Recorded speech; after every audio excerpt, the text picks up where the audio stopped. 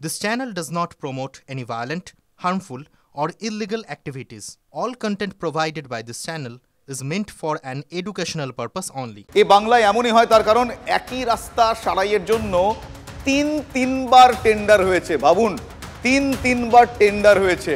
Danger বিষয়। টেন্ডারের টাকা তোলা হয়েছে বলে অভিযোগ, কিন্তু রাস্তার হাল ফেরেনি, মানে বাস্তবায়ন ঘটেনি। খারাপ রাস্তার কারণে 10 মাস ধরে সেখানে বাস চলাচল বন্ধ। ভাবুন সেখানকার মানুষজনের অবস্থা। এই দুর্নীতির অভিযোগে এবার মুখ খুলেছেন গ্রামবাসী থেকে শুরু করে বিরোধীরা। সরকারি জমি থেকে মাটি পাচার, কাঠগড়ায় শাসক দলের নেতা। মালদার চাঁচল 2 নম্বর ব্লকের ধানগাড়া গ্রাম পঞ্চায়েত এলাকার এই জমিতে দিনে দুপুরে চলছে পুকুর খননের কাজ। জমিটি স্থানীয় পঞ্চায়েতের। অভিযোগ, জমি থেকে বেআইনিভাবে মাটি কেটে পাচার করা হচ্ছে। সেই মাটি বেআইনিভাবে গজিয়ে ওঠা একাধিক ইটভাটায় চড়া দামে বিক্রি হচ্ছে। মাটি মাফিয়াদের সঙ্গে স্থানীয় পঞ্চায়েত প্রধান সঞ্জুরা বাইদার স্বামী মোশাররফ হোসেনের যোগসাজশে এই কাজ হচ্ছে। মেশিন দিয়ে মাটি কেটে ডাম্পার বোঝাই করে ইট ভাটায় চলে যাচ্ছে। অভিযোগ, দিন 15 ধরে চলছে মাটি কাটার কাজ। ব্লক ভূমি সংস্কার আধিকারিকের কাছে অভিযোগ জানিয়েও কাজ বন্ধ হয়নি। সরকারি জায়গা থেকে মাটি কাটছে, ওই মাটিটাকে বিক্রি করে দিচ্ছে। কে করছে? প্রধান। কোন দলের? এই টিএমসি। রাতভর গ্রামের রাস্তা দিয়ে মাটি বোঝাই ডাম্পার চলছে, যার জেরে রাস্তা খারাপ হয়ে যাচ্ছে। প্রতিবাদ জানালেই হুমকির অভিযোগ উঠছে।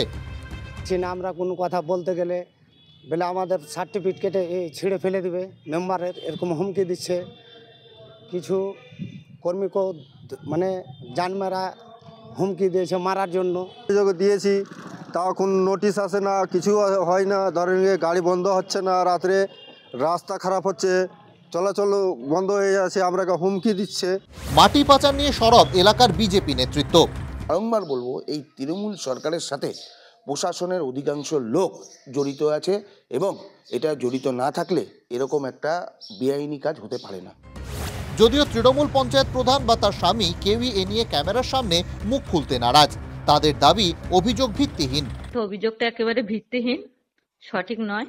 আর যেটা আমরা করছি সেটা হচ্ছে আমরা আইনিভাবে সঠিকভাবে সঠিক তথ্য দিয়ে, এবং সরকারি যে সমস্ত কাগজপত্র লাগে আমাদের সবই কিছু আমাদের দেওয়া আছে।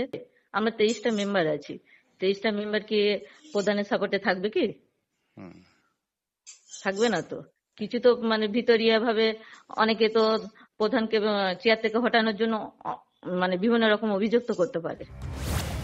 আমরা এরপর যোগাযোগ করি ব্লক ভূমি আধিকারিকের সঙ্গে। তিনি কি বলছেন দেখুন।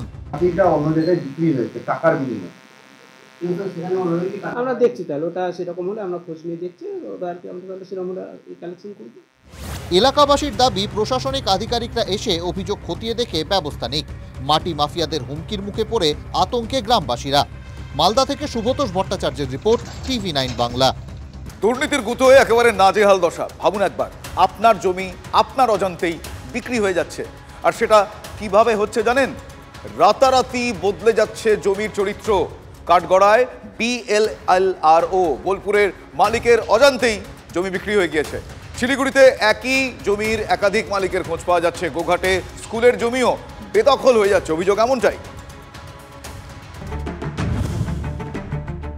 রাতারাতি বদলে যাচ্ছে জমির চরিত্র।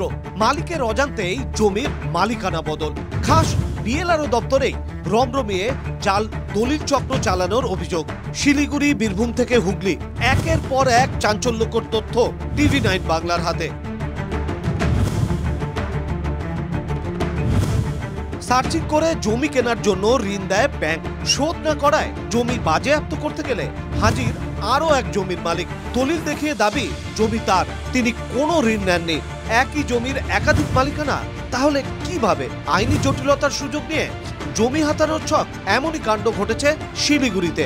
মূল উদ্দেশ্য একই জমির একাধিক মালিকানার কাগজপত্র একাধিক ব্যক্তির নামে বার করে দেওয়া, তারপর মামলা মোকদ্দমায় আইনি জটে প্রকৃত মালিককে জের বার করে দেওয়া, আর তারপর অত্যন্ত কম দামে জমিটি কিনে নেওয়া। এই চক্রের কারবার দিব্যি বহাল তবিয়তে চলছে শিলিগুড়ি শহর জুড়ে।